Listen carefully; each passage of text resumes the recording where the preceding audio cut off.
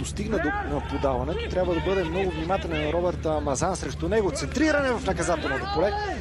Марсио да Роса с сигурна намеса. Точно пред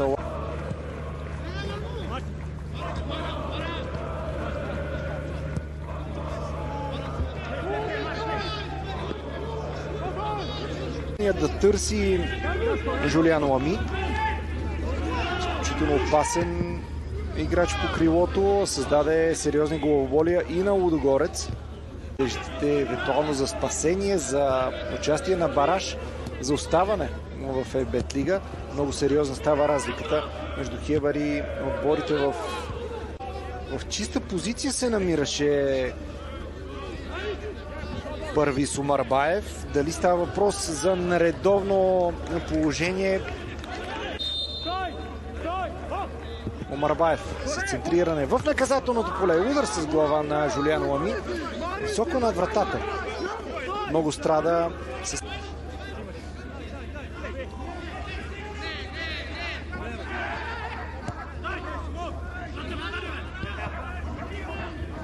Мазан. Борници видя, че пресата на Хебър е достатъчно агресивна и смърфовете не могат толкова лесно да изнесат топката. Жулиан Лами отново се опитва да притеснява капитана на домакините Мазан.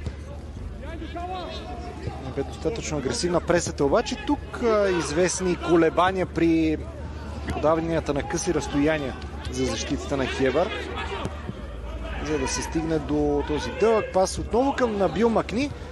Отлично намери Парвис Омарбаев. Той има шанси да шутира от границата на наказателното поле. Ето го удара. Доста неточен за класата на Парвис Омарбаев. В Локомотив Пловдив на Парвис Омарбаев му се налага да играе зад нападателя и доста често излиза на подобни позиции. А и в моментите, в които пък Димитър Илиев не попадаше в сметките Косич.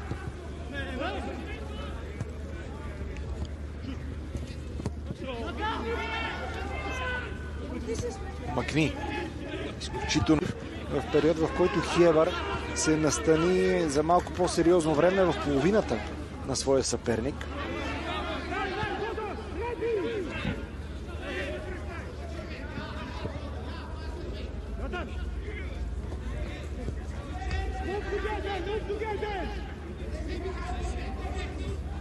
Пловдив поне до изтичането на наказанието да могат да наблюдават своите любимци. Ето го и центрирането от ъгловия удар на Парвис Омарбаев. Сигурна топка в ръцете на Марсио да Роса.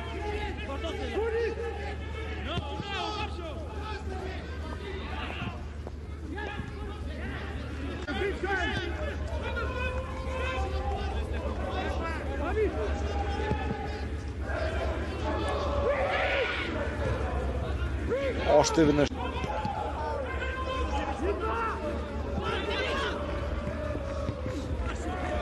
Интересно отиграване на Марсио да Роса с глава, с плонж. Да.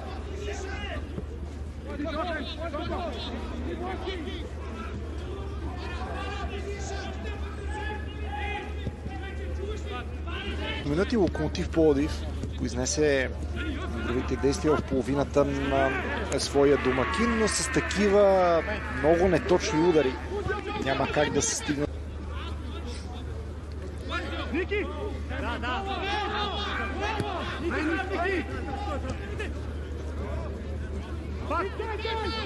Янис Гермуш овладя топката, след това обаче не успя да я продължи по най-добрия начин. Тук трябва да внимава Марсио да Роса. Отново изчисти в тъч. Този път действаше доста добро. Визияк излизаше сам срещу него. Още едно центриране и пак вратаря на Хебър, сигурен.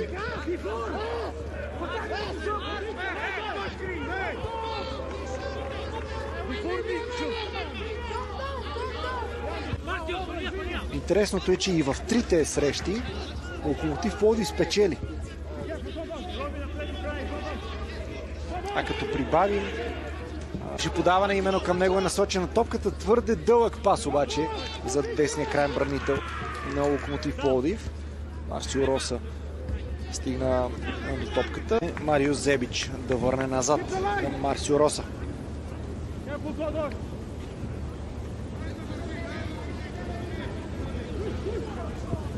насочено към Набил Макни. Пита се централния нападател да свали за някой от своите съотборници. Топката обаче е изчистена.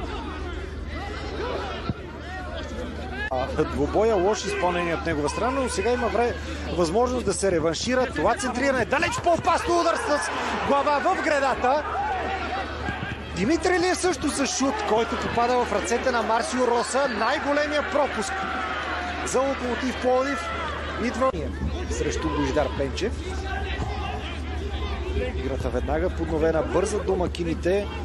Ясно е, че с оглед на факта